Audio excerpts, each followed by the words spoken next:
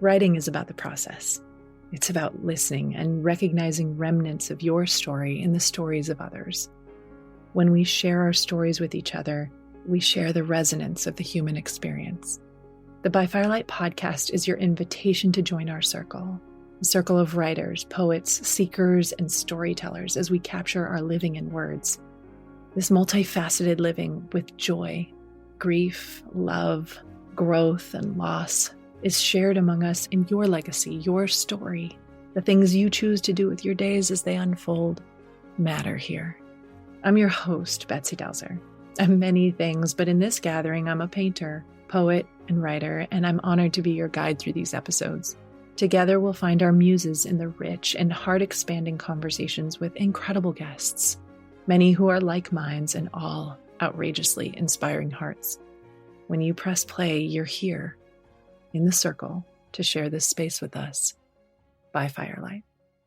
If you go to Bethany Toews' website and scroll to find the menu to hit the About button, when you start to read about her, you'll find 4 simple words. Bethany is a human. That's it. That's as simple as it is on her website. But what you'll find in this episode is Bethany is a force. She's a force of beauty and light.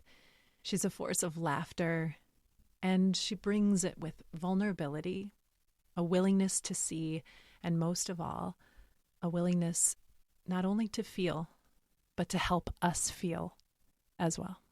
Bethany is a therapist by day, a writer regularly for Cave Language on Substack, where she captures essays in the form of whatever comes to her.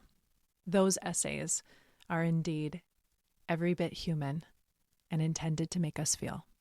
Thanks for being here for this conversation, for holding space with us so that we too can be held. Enjoy.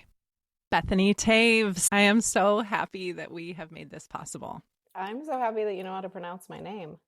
Well, you told me Toews isn't saves. I'm so used to it not getting right, so that felt nice. Oh, good. It's an important starter.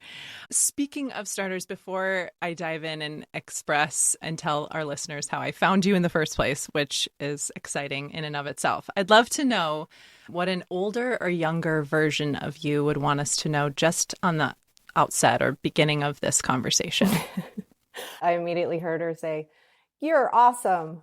We are awesome." It was just an exuberant acknowledgement of how great we are as we are. And yeah, I guess just like a very genuine appreciation of our aliveness. And I felt her kind of looking up and smiling and just feeling really excited about who we are as people. In general, like in the whole mess of it, I don't know. I can really feel her. You ask the younger self and I see her and she's just really enthusiastic. And that includes a deep and abiding love for humans in all their glory and disaster. So yeah, just know that you're awesome. I love it. I'll take it. And you know what's funny is I didn't know which version of you was telling us we're awesome, so I'll take both.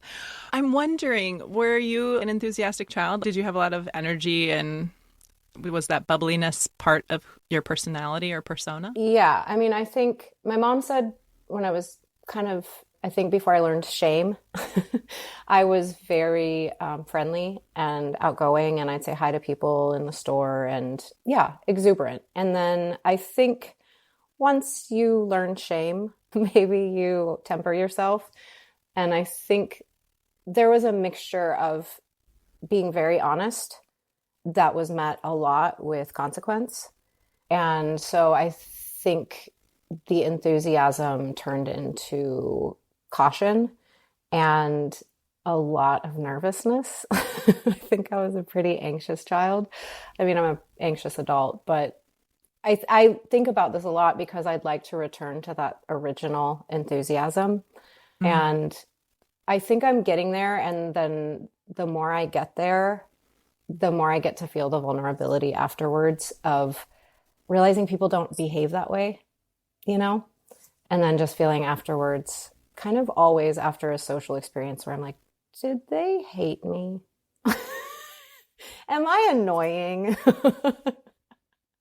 So yeah, I think enthusiasm, ironically or not, can be annoying people who feel pretty burdened by their lives.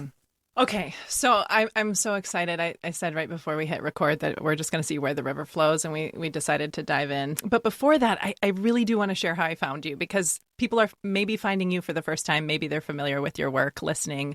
But it's a funny story, and it sounds a little fangirl, so bear with me, okay? But I came across you, I want to say maybe through like a mutual follow, like I think Aisha Ophelia. Okay. And she had posted something of yours, and I was like, who is this beautiful woman? And I popped onto your feed, and then all I know is it was around the era of you traveling around in like a Winnebago or like a camper of some kind. And so then I first found you sort of just in that way that we find people on social media, where I'm like, she's beautiful, her spirit is beautiful, and you have this like really sensational quirkiness that I found so endearing. I was like, I love that this girl is weird. Like you're definitely have like this fun side that I was like, oh, she and I are cut of the same cloth. So there was that. And then I discovered you're a writer, and kind of kept trailing into just being an observer and a follower of your work and your life, really.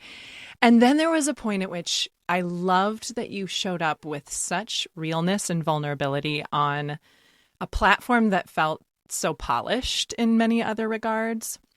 And I remember this one particularly heart-wrenching, I think it was on your Instagram story, where you were crying. And when you cry, I've already commented how gorgeous you are, but when you're crying, you mean the redness in your cheeks and your eyes and the way your eyes blaze. I was immediately like drawn to reach out to you and say, like, I'm crying in my coffee too, and I'm feeling for you, and I want you to know you're not alone. And from that point, I feel like our sisterhood was alive and well, and as if it's always been, right? Yeah, definitely.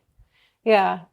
I love that. It should be noted, I love hearing someone tell me what I seem like, because I have no idea. This is something I'm like, do other people feel this way? I have no idea what I seem like. And I want to know. I'm so curious how I come across. And, especially social media, it's such a strange opportunity to kind of catalog the way you come across. But still, that's how I see my rendition of myself. And I don't know how it's received. So when I get to hear someone reflect it back to me, I really delight in it. And I love that my weirdness is something that struck you, because I really celebrate weirdness, and I'm glad to know that comes through. But yes, crying, I do it so much. I'm really, enthusiastic crier, back to the enthusiasm. And when you wrote me, I remember just feeling the closeness of two women crying into their coffee and having salty coffee. And that's why I love social media, as I don't think I need to talk about the parts that are hard or that we struggle with. I think everyone's pretty well versed in that. But then someone like you, who I would never know in the world, we've had some pretty real exchanges over our phones. And yeah, I'm so great. I'm so in awe of the fact that I have a community of people, a lot of whom I've never actually been in the same room with, but I feel them with me. Mm-hmm. And then it feels like I started to watch you sort of open up, not only visually through the catalog, so to speak, but also then it felt like your writing took us somewhere. But before we go there, you're in Austin, Texas. Is that right? That is correct. Yes. And you are making your life as a writer. And you're living as a writer? I'm making my life as a weirdo. This is something I don't talk about online. I mostly make my life as a transpersonal therapist, which is basically therapy, but more than just traditional clinical therapy, which to me left me wanting. And then I found transpersonal psychology to be the place for the way I already view the world and experience my aliveness, and then also have this lens where when I interact with other people, I I kind of see the grid of their life and what could help it flow more easily or more cohesively, I guess. And so I went to school for that, and that's what I mostly do. If we're talking about, the practicalities of life, supporting yourself, feeding yourself, sheltering yourself, those things, that's actually more of what I do. And then writing is something that I feel very, very passionate about and grateful that I get to do. But yeah, in terms of the world where we measure things as financial success, writing is something that I basically make enough money to pay for the coffee that I drink while I write, which is a lot now that lattes are $9, but yeah. Well, I saw a post recently and it was on your story and it said, I have a dream job, or it's my dream job or something. Yes. Yeah, it was a session with a client. I do incorporate into the therapy sessions, free writing, which is something that I feel really passionate about and it's such a powerful tool for self-discovery. So that client in particular, we work largely on her writing, but everything is a channel, in my opinion, for healing. Originally, I was a singer. I think we talked about that a little bit in our private exchanges. I was a singer and I loved it. It was everything to me. And then I had this, I guess, big fish, little pond, rude awakening when I left my, small town where I was pretty famous for singing. I sang at football games and, my high school principal's daughter's wedding, things like that. And I went out into the big bad world and realized I wasn't as special as I thought I was. And it crushed me, to be clear, crushed me for a good solid decade probably. But long story short, I ended up doing a lot of other things where I thought I was going to be a diva. I realized, that wasn't happening. And so I did so many other things, including cutting hair. I had this whole life as a hairstylist that was totally unexpected, but they called me a hair witch because it was a little bit unconventional, I guess you could say. And I was helping people, I think, transform their inner lives through their outer expression. And in that process, and then that leading to me doing the therapy work, I realized all I really want to do is help people feel. That's it. So the reason I loved singing was it helped people feel. It helped people connect with their hearts. And I joke, but if I had a business card, it would say, I help people cry for a living. I just want to help people find that really genuine sense of themselves where it cracks you open and tears start falling out of your eyeballs. I live for that. So doing the hair work, the therapy, I realized most of what I liked about it was just being able to facilitate a space for people to explore themselves and come into closer encounter with their truth. And so through a series of, I guess, devastations and heartbreaks and pain, I ended up out of school for transpersonal psychology. And I was like, this is it. This is it. This is who I am. This is who I've always been. And it was the most exciting thing to make sense in that way. And in fact, the things I think that got me in trouble or annoyed people about me suddenly had a place that was really beneficial and also wanted. And now what I do is help people feel. And yeah, I love it. I love it so much. It's amazing to get to watch people grow and become more themselves. The term transpersonal psychology is, I'm going to just be vulnerable and say, a little new to me. My experience with therapy is like kind of through the cognitive behavioral therapy or mindfulness-based therapy and somatic therapy. So those are the things that I have some experience with. How are those different or similar to what you're referring to? Yeah, I mean, this is, I think, kind of the thing, ironically, that I think we're all suffering from, and therefore why I think things like transpersonal psychology or somatic therapy is so important, is we are so much more than our brains. And we're very fixated on the mind as the sort of singular piece of the experience we're having. And I call it, neck up therapy and neck down therapy. And then also extending out into the cosmos, we are also made of stardust. And maybe there's some worthwhile explorations in our place in the greater whole beyond what we can definitively see. There, I think, is a felt sense of experience that we feel, and we maybe can't make sense of it. Like, for example, in the therapeutic space I hold, a lot of times people will say something and they say, this doesn't really make sense, but it's something that's coming up. And then we get to explore it. And with that suspended moment of, it doesn't have to make sense, right? We can just be curious and go down this path together. A lot of times you discover something that makes incredible sense, but wasn't immediately obvious. And so it's really about the body as the brain and the deep curiosity and respect for the intelligence that exists in our hearts. You know, there are scientists studying this stuff, right? It's pretty exciting. There are neurons in our heart. There are neurons in our gut. You know, when you have a gut instinct or a gut feeling, there are reasons we say things like this, you know, and it's viable intelligence. It's not just woo-woo or gobbledygook, as my friend loves to say when I talk about this stuff. And I guess for me, what's always felt honestly truer and made more sense to me is the stuff that wasn't so easy to explain, but was nonetheless felt. And so I would say it's really about acknowledging what we can't see.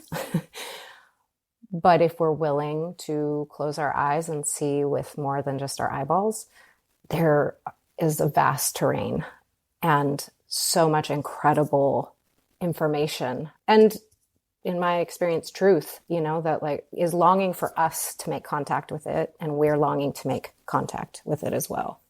I'm thinking of a few conversations I've had with friends or acquaintances, really, where people suggest or say, I have no idea what I'm feeling. I have no idea what I want. I have no idea if I want my relationship to continue or if I want to stay in this job. I actually don't even know what I want to do with a free Saturday, right?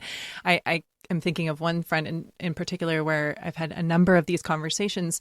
What's going on there from your lens? What's going on? It's interesting. This is actually something I've been specifically exploring the last few days. This idea to me of differentiating between lack of desire and fear of pain.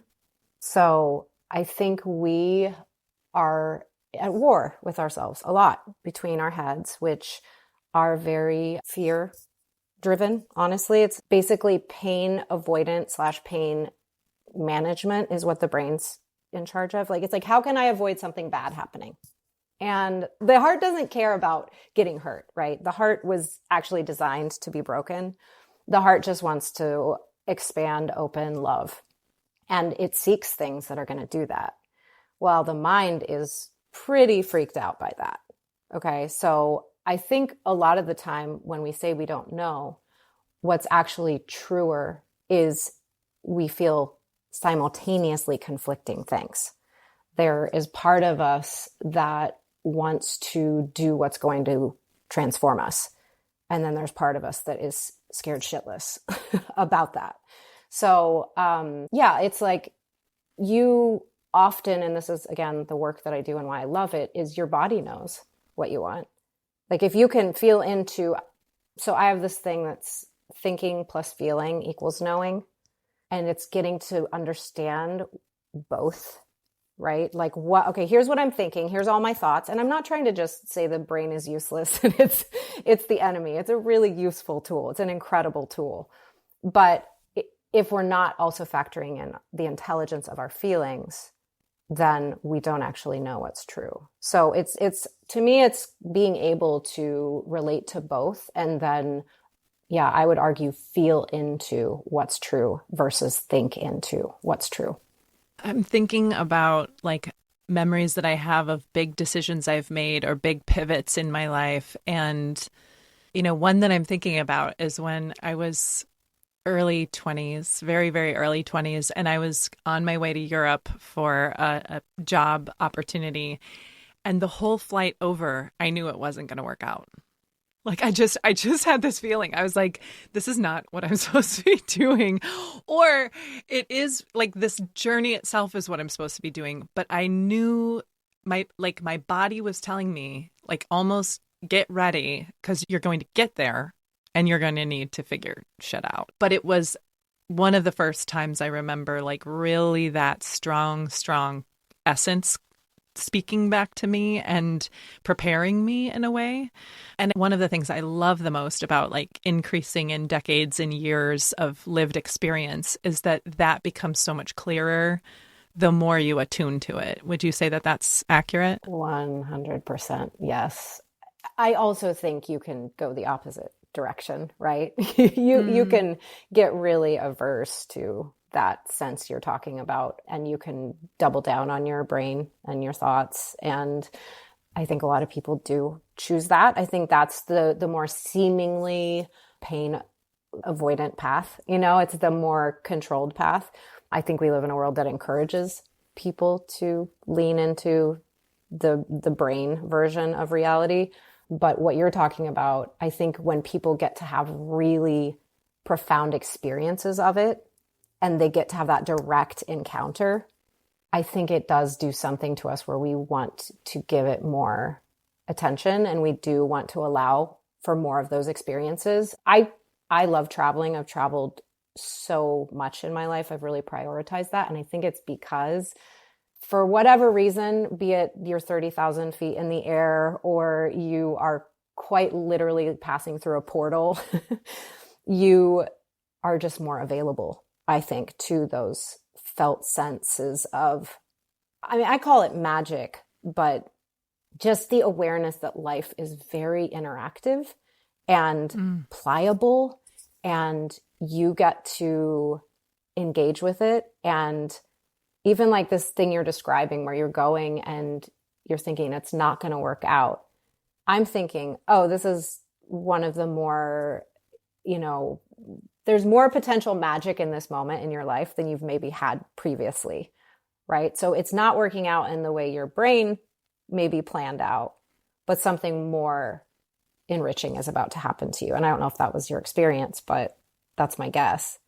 But yes, 100%, we can not only encounter those moments of knowing that's felt, but we can give our efforts, our energy, our attention to increasing our capacity to be aware of it and to respond to it. And I think that's actually a big piece of it. The more you respond to it, the more it makes itself known. Well, this feels like a good time to think about and talk about how a responding option is through the pen and paper, right? Like when you were talking about free writing, and actually one of the other times that we connected, I came to one of your online workshops where there were just the Brady Bunch of faces on the screen. And you led us through an experience like that where you had some prompts and did some free writing. But is that an access point that you find? Yes. Yeah, I'm like, yeah. So excited.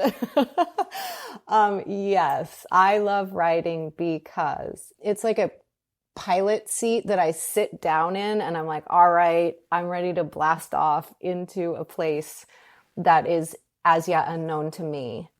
And I get to discover the world. I get to discover my heart. I get to discover, things about myself or other people or just, the world in general that I don't yet know because I've put myself in this captain's chair that I'm going to blast off.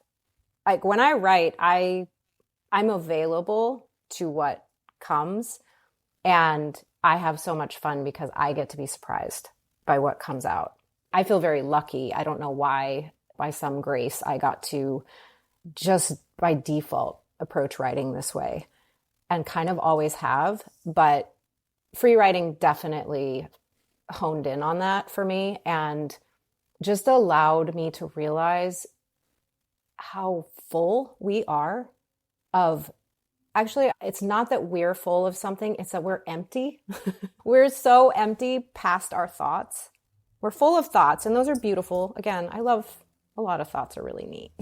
But past that, we're empty, and we can receive endless ideas and beauty if we are willing to get past the thoughts and make ourselves available. The $1 million question. You just raised the $1 million question, right?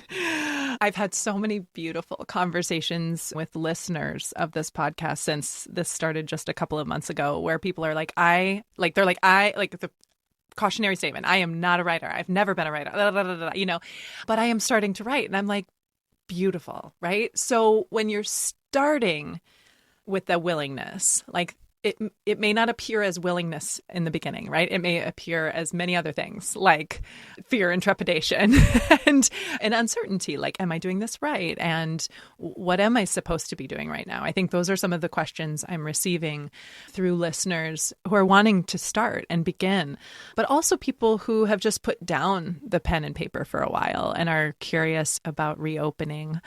When you say free write, like, what's a small way that people can just hit pause right now and begin? Well, I mean, I would answer first with just the basic premise of free writing for anyone who doesn't know, is that you have a prompt of some kind. You can collect song lyrics that you like, or a picture that stirs something in you. You can open up a book to a random page and pick a line from the book, whatever. It's really not that important what the jumping off point is, but it's a nice thing to have. And then you set a timer. Maybe you set a timer for 3 minutes, for 5 minutes. Maybe you're going for a hero's dose and you do 20 minutes. But paper and pen, not on a digital device, but you get that tactile paper and lead or paper and ink, and you just go. And you write in a way that honestly it should feel uncomfortable, because we're so used to thinking about what we're going to say. And so, like, for example, this podcast, you and me, I have no idea what I've said. I actually have no idea if I've made any sense at all. I'm hoping that something I've said makes a little bit of sense, but there's this thing that happens where, and it can be really scary, but where we just let go and we just let the words come, and they are there. I promise everyone is full of words, or is empty enough to receive the fullness of words that exist all around us. And you just write. So you don't stop. You don't cross anything out. You misspell things. You say something that was completely not what you meant, but you keep going. You keep going. You don't stop. The pen moves. And then what, in my experience, happens is at the end of it, you're literally left feeling, I don't know what I just said. And then you get to discover what you said. And it's really fun. It's super fun. I get to learn about myself. I get to learn about, maybe what I really feel or what I'm afraid of. Or sometimes I think the most magical things in a free write are the quote unquote typos, like the things that you accidentally wrote that weren't what you meant to write, but it actually has some kind of undeniable intelligence to it, or it's interesting at a minimum. So yeah, it's trusting that if you can let go of all the stories you have about what kind of writer you are or are not, what kind of story you want to tell or don't want to tell, all the ideas about writing, and you just risk going over the edge into, I have no idea and I'm just going to write. I think everyone's a storyteller. Let's go into stories that we tell a little bit, because one of the things that I am so drawn to about your vulnerability, and obviously some of our saltwater coffee, teary-eyed coffees, is the way you think about magic, love, loss, convention, unconvention, rules, no rules. Like, I think we have a lot more in common in terms of like the younger versions of us than we even realized when we first connected, coming out of maybe similar family constructs and belief systems into a place of like, what does blooming into womanhood or embracing my mid-40s self now, right? What does that story hold with all the things I just mentioned? What are your thoughts, or what is the way that you think about this combination of like what drew you into therapy was wanting to help people feel or anything, right? The thing that draws you into writing, the thing that draws you into singing is wanting to help people feel. So the feeling of aliveness as it meets and marries the feeling of love or the feeling of loss. What are your thoughts about that? Is there a difference? Like, isn't that all just one thing to me? The feeling of aliveness is the feeling of love and the feeling of loss and this constant, I mean, in a day, I feel like my heart breaks and opens 100 times. For me personally, I know that I was put here to be this fire, this intense thing that feels a lot in one day. And to be okay with it ultimately, for me to be unafraid of my own feeling, I think is 90% of my work and very much ongoing. Some days I really do struggle a lot with the intensity of my feelings. And, I'm 44 and the story of my life is so not what I imagined, when I was younger. And I've lived into a truer story led by my feelings. And I celebrate that, but I also still carry those stories. I carry the story on the harder days that I've fucked up, that I'm living alone. I don't have children. I've lived in a new city now for about a year, so I'm still growing community. I don't have the community I would most like. And yeah, I have really good cries in the bathtub thinking I am an absolute fuck up. And I think I'm living my story every day, hopefully into something that's truer. For those who are just listening and maybe can't see us in this moment, like I feel like that's just as if I would have pressed my hand on my heart, because I think it's much more universal than we realize that we have the fuck up feelings, and some of us are more willing to admit them than others, especially if glossy boxes are checked or the Roth IRA is robust. I think, but like, I think where we meet ourselves and that feeling of aliveness, to answer my own question for myself, is in that spot in the mirror where one version of us is like, oh shit, this is a fuck up moment, or you have fucked this up, right? And the other softer side says, like, babe, wait, hold on, you are here, you're doing something just by breathing, by standing, by creating, by caring that it, in the very first place. And then in this, like, almost, I don't know, I think of it sort of as like a swell perhaps, or something. There's a space where it's like, and there's hope, right? Like the story is ongoing, and this is so, like, we have so many moments that are so rich and beautiful and full of what we absolutely must be here for, even if it's not in that moment feeling like a legacy or feeling like the most important thing, if that makes sense. Yeah, makes a lot of sense. And it's also everything you just said. Think about the courage it takes to be in that position of, to me, feeling like a fuck up is somewhat synonymous with being willing to not know and to admit you don't know and to exist in that uncertainty, which is the actual truth of life. The Roth IRA is not creating actually a certainty. It's maybe it's a nice placeholder. I don't know. I don't have one, so I don't know what it feels like.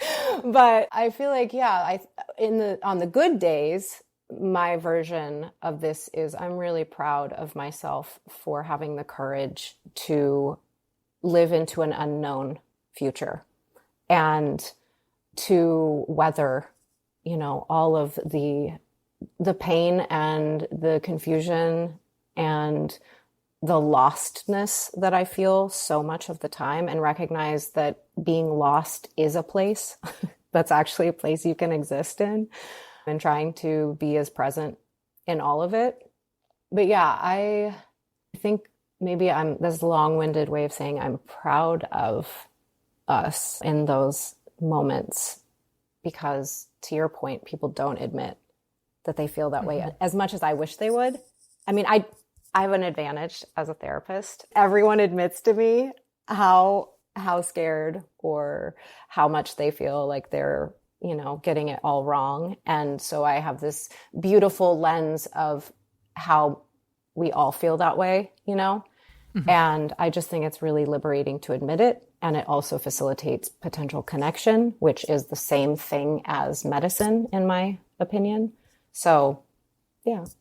I wonder sometimes, or as you were speaking, I was wondering a little bit about, I keep sort of seeing our younger versions like running around telling us we're awesome, like at the beginning of this podcast. And I wonder about kids who are raised in the ways that we were, with so much certainty and so many answers and such distinct right and wrong.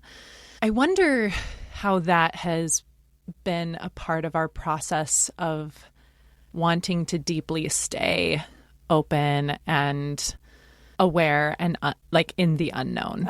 Oh, completely. And I mean, I guess maybe your audience knows what you mean when you say that, but to clarify, we were raised, very religious with very clear versions of what one should do and what one shouldn't do, and what's true about all the unanswerable questions and what is false about all the unanswerable questions. And my own experience growing up was there was what was said, and then there was what was felt. And for me, that created a very visceral tension in my body. I threw up a lot as a kid. I puked all the time because I was holding the tension of people in the congregation saying certain things and asserting certain truths, and then observing and sensing inconsistencies, and literally holding that in my body to the point where I had to throw it up. So yes, I think it was this sort of training in curiosity, where I didn't want to just believe something if my whole body didn't agree with it. And it made me deeply curious about, well, is it possible that there is another, explanation or possibility for why I feel the way I do? And yeah, I think my blessing and my curse was I had such a intense physical experience of being alive from an early age. I had chronic stomach problems. I was in a lot of physical pain and discomfort. And it shaped me into this person that there was no option for me to ignore the experience I was having. It was so, so literal and intense, When you're like puking at church, it's going to get your attention and maybe the attention of some other people. So yeah, it certainly contributed heavily to my desire to live questions a lot more than be firm in my answers. Is that when you were brave enough to start questioning, was when your body was kind of revolting like that? Or when was that? I think the good Lord just made me like this. I think my mom says at such an early age, I was honest about things that she said was mortifying on a regular basis, just embarrassed my family because I would say what was true. It seemed insane to me that you wouldn't say what was true. I mean, I did have, my education in you shouldn't say what's true because if you do, you'll get in a lot of trouble. Again, which is, in my opinion, quite a contradiction from what we're taught. But, I remember in the third grade, I told my art teacher that the students were talking about how her class was boring, because they were. The kids would at lunch talk about her class being boring. And I went to her to help her. I would assume if I was a teacher, I'd want to know my students were bored so I could make some adjustments. Didn't think anything of it, thought I'd done her a solid, and then get called into the principal's office and walk in, and there's my mom, and then the art teacher who is in tears, and the principal, and I get sat down and basically told that I'd done something wrong. And that was a big moment. That was definitely a reckoning for me. And I think I tried in some ways from that point until well into my 30s, maybe, to not do that. But of course, slipping up pretty regularly and saying what I really thought or felt, having consequences, and continuing. But the greatest consequence is abandoning yourself and your truth. And I know that. And so, we have to choose our consequences. Mm-hmm. Mm-hmm. Ooh, I could go deep on consequences, but first I want to talk about this art teacher moment, because I don't know if this is something you know about me, but I was an art teacher for 15 years. And as you were talking about this memory, one of the modalities in my healing toolkit is from the Expanded podcast in the To Be Magnetic community with Lacey Ann Phillips and Jessica Gale. And one of the things that they do is they do a lot of like reprogramming of memories. And so I just wanted to offer, it's not something that you have to stick with, but for me as an art teacher, all of a sudden this picture came up of when you were called to the principal's office. And I was thinking like, okay, let's just pause and like reprogram this memory from me as your art teacher, right? Your magnetic art teacher. I love this. So if you came to me and you were like, hey, they always called me Miss Delzer. Now all my students call me Betsy. But, I have to let you know that the students are bored. I think I could see myself like asking how much time you had and then pulling out some paper. And there are these like dot markers that were really popular when I was an art teacher. Like they kind of like squish down. So I feel like I would grab some markers and some dot markers and like start processing this feedback through color. I would say to little Bethany, like, okay, so we have a problem with some boredom. So what do you think about this idea? And then my idea, okay, with how I would respond to little Bethany's idea of it being boring would be to take off our shoes and socks in class and to like everybody lay on their backs, because I had this great big leopard carpet, and just look at your feet and then like, point your toes toward the ceiling and then flex your feet and then wiggle your toes and then spread out your toes. And then actually use these dot markers to color on our feet. And then we could run. We could run with the color on our feet across a long piece of paper so that we could make something that we could keep and hold together. And I would ask you if that sounded boring. I'm like a different person. The timeline just shifted. I have been healed. I feel like you named something actually really interesting, which is, I think, really what every kid was feeling in this class was how cut off from herself the teacher was. Like, it's a space for creativity, right? It's a space for expression and freedom and play. Ideally, that's what art class is, right? It's a break from the more structured learning. And yeah, you even just explaining this hypothetical freedom, I think what I was wanting to say to her in that moment was, hey, this space could be so much cooler for all of us.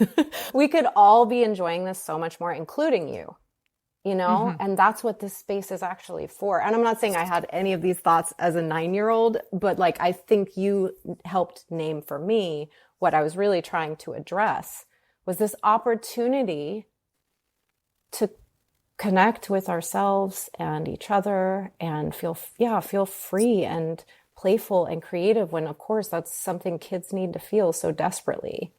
And the boredom was from the lack of that. And thank you. That was honestly it just felt very, it actually makes me feel really emotional to think of like the sweetness of the intention, that I had then. And like wanting to facilitate beauty and getting in trouble for it, And I think that was a really common experience as a child of just seeing the ways that humans had learned to close themselves off. And I still experience the world in this way, but I just see all the potential connection that exists in any given moment. And then the ways that we close ourselves off from each other, from ourselves. from the creative spirit that's so infinite, and wanting to just really love the part of myself that has always wanted to, where I see it, name it, and hope that creates an opportunity for connection. Yeah.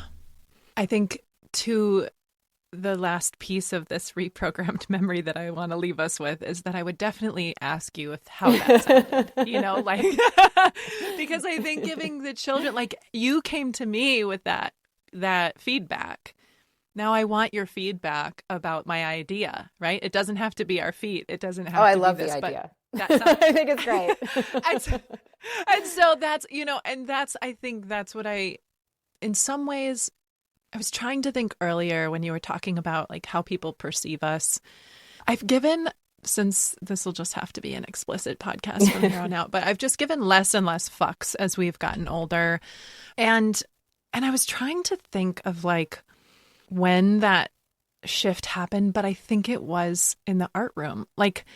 15 years of little children who are absolutely in their creative absolute essence and element, right? And then they can see my aura, they pull it out of me, they pull the play out. We did do stuff like running around with color on our feet.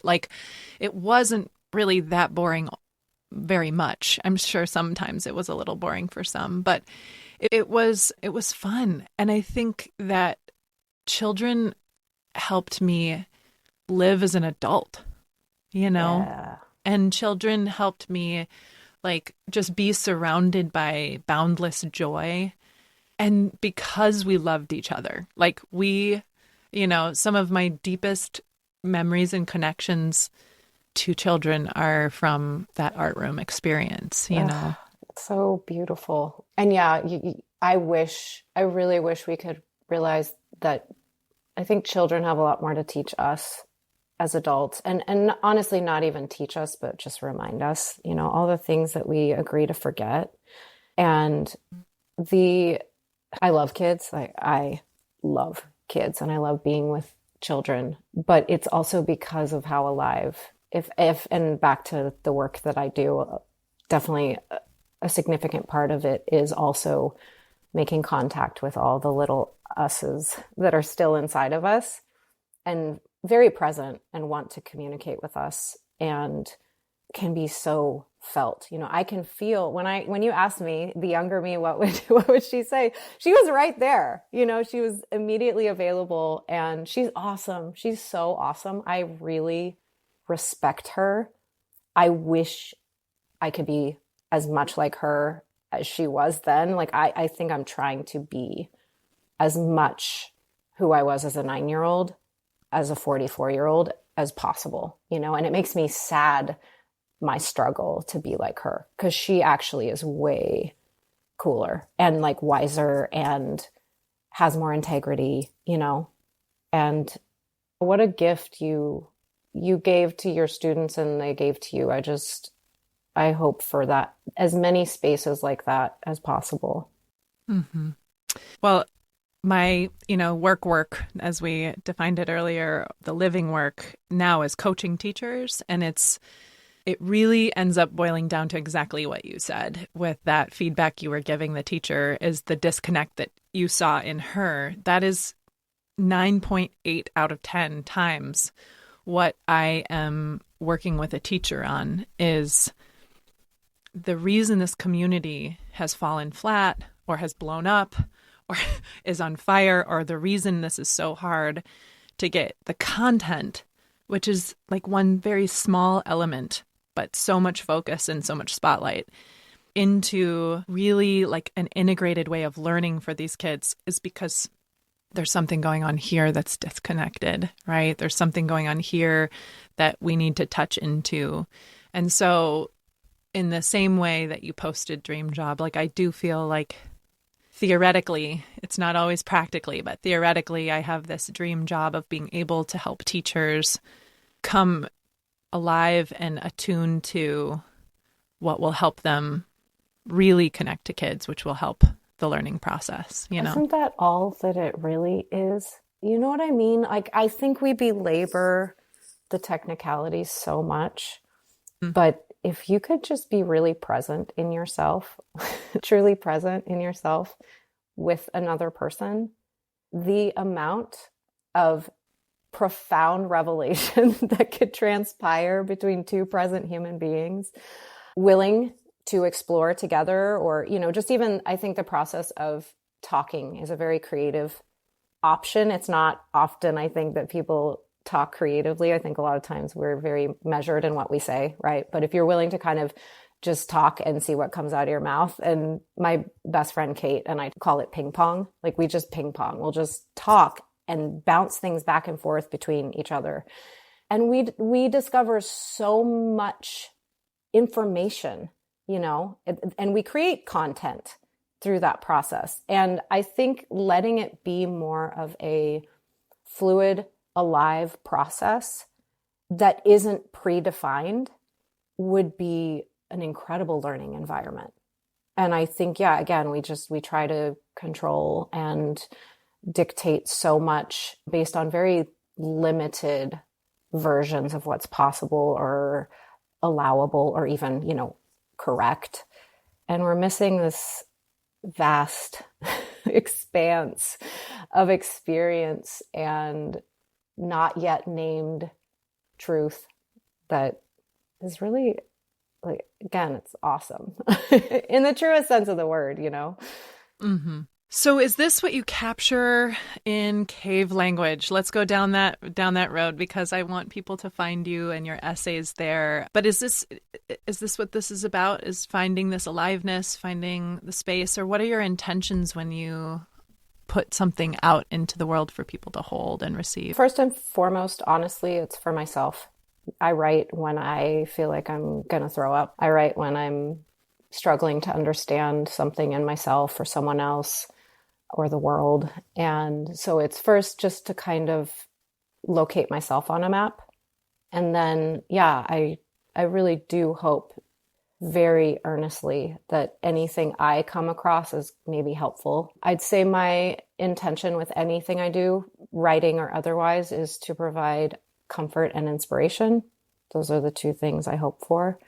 And also, I really stubbornly believe that humans are incredible and beautiful and miraculous beings. And I think there's a lot of language out there that is designed to make us feel like we're monsters, or, you know, that we're not magnificent. And I would like to counter that. And that includes being really honest about the fragility and the vulnerability and the messiness of being a human, you know, really allowing for my own messiness. The last essay I wrote was really, really vulnerable. And I talked about my vagina, which you can imagine growing up in an evangelical church, you aren't supposed to write essays about your vagina. It's not something that I was encouraged to do. And so there's all kinds of voices, you know, about why I should or shouldn't write this essay, why I should or shouldn't acknowledge that I'm a sexual being, why I should or shouldn't acknowledge that I maybe am not a completely, I don't know, what's the word? It's like, obviously I make mistakes, okay? And I don't even know if I consider them mistakes, because I am one of those people who thinks we're just gathering information. But somebody commented on the essay in this way that was perfect in how it shamed me, you know, for essentially the voice that is so common in my head. You should know better, right? This is a very familiar phrase that plays out in my mind. And I got a comment like that. And I got to sit with that, you know, with the feeling of judgment and the feeling of when a person is willing to air their dirty laundry, there is obviously the possibility that people will be very offended that their laundry is dirty. But my hope is, I'm like, hey, look, I have dirty laundry too. Let's air our dirty laundry so that we can stop pretending that laundry doesn't get dirty. And then maybe we can all come up with like a fun way to wash our laundry together. I don't know why I riffed so hard on that laundry metaphor, but I felt it though. I felt it. When you began Cave Language, was it like, okay, I want to put something out there? I know you said it's for you, but if it was, okay, not to like push back or challenge, but if it was just for you, it could stay in your notebooks. So there was a publication aspect and like a curiosity maybe about like, where will this lead me if I start to open up? And I, as a creator, I'm right there with you. Do you know what I'm saying? Like, whether it's a series of paintings that I've done or this podcast, for sure feels like the most vulnerable, like peel behind the curtain, because I've said this before, like when I produce paintings and put them on the wall, all of a sudden that is completely outside of myself. You know, a person is going to take in the color and they're going to see imagery or not, and they're going to have a memory or not, or they're going to feel a connection or not. And that is all intensely personal to like the viewer and the work itself. When you have a conversation like this, or a one-sided conversation where you're putting your words on the screen, the veils become a lot thinner or are completely removed, you know? So was there an element of like, I'm going to take this leap? Did it feel like a leap? Did it feel like risky? Or did it just feel like this is the next right thing and I'm just going to try this? Oh, I have so many things. How do I answer all of the things? So first of all, I have been sharing in this way on different platforms previous to starting Cave Language, which is on Substack. So in terms of airing my dirty laundry, that's something I've been doing for several years. So that aspect of it did not particularly feel like a leap. It did feel like a leap to commit to a regular writing schedule. That is not something I have ever done before. And that was very scary for me, but it felt like the right next step for me to take and to see what that felt like. January will be 2 years that I've been doing it. And it's been an interesting experience to be committed to putting something out regularly versus previous to that, I would just wait till I was going to throw up and then I'd write, until I had to write. And now I'm actually sitting down to write, even if there's not particularly something burning inside of me. And that's presented new, feelings.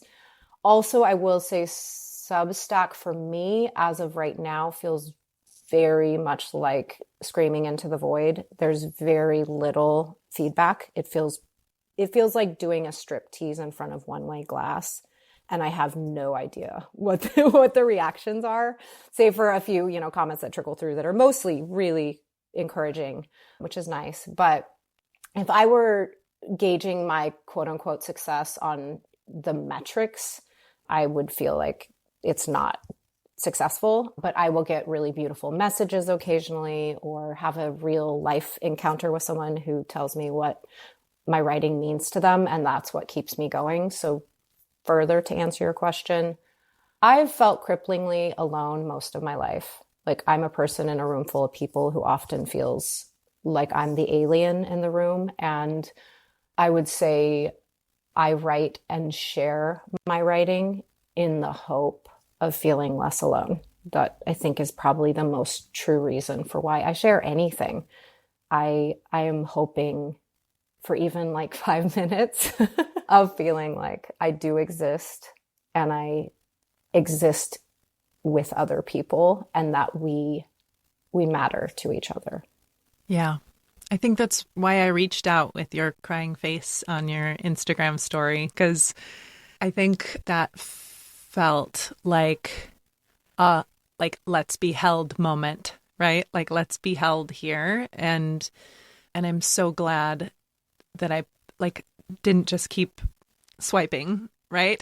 And that I paused, because I feel like everything that that I said in the beginning of how you have struck me from my fangirl lens has proven like true over and over through this hour together, but of just your beauty, your quirkiness is real, and your vulnerability is just so, it's tangible and palpable and inspiring. And it's inspiring. And I think when you said your two things are comfort and inspiration, it's what's really cool about the comfort element when I'm reading your work is that is very multifaceted. It's not comfort like a really cushy blanket and that's it. It's like it's comfort in like when I laugh. There's so many times where you make me laugh with your writing, or where I do it like I'm like, holy shit, she's going for it. She's so brave, But it's comforting. It's like, yeah, I'm there. I feel that too. I've been there too.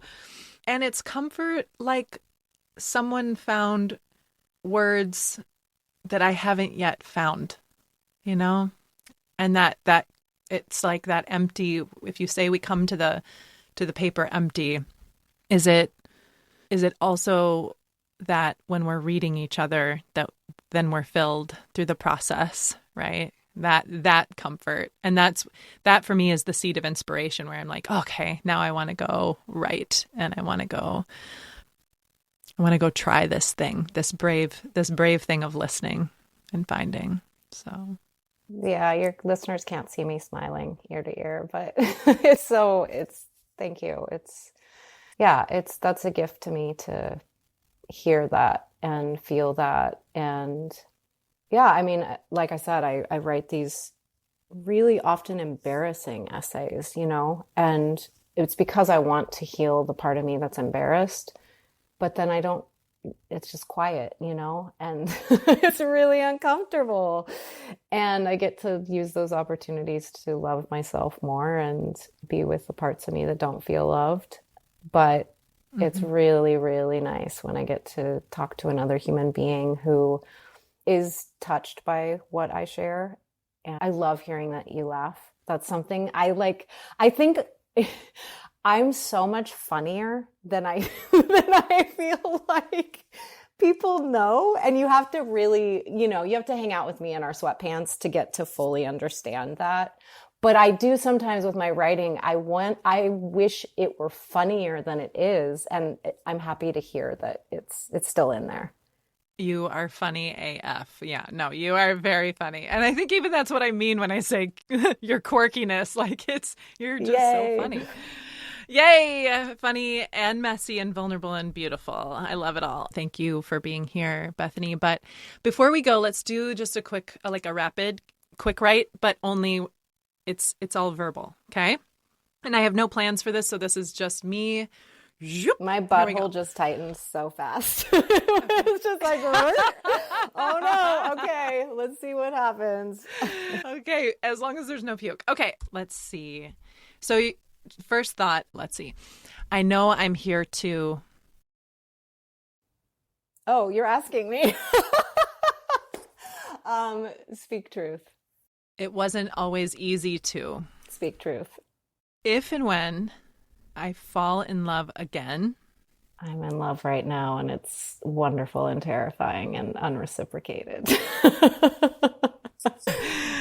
Oh, man, we could talk for hours. Let's see. Tears in my coffee has taught me that it's a gift to the public to cry openly. And tears every day has taught me that it's just brushing your heart teeth to cry. Where do you want people to find you after this? I mean, I'd love for people to read Cave Language if they enjoy it. It's, Cave Language on Substack.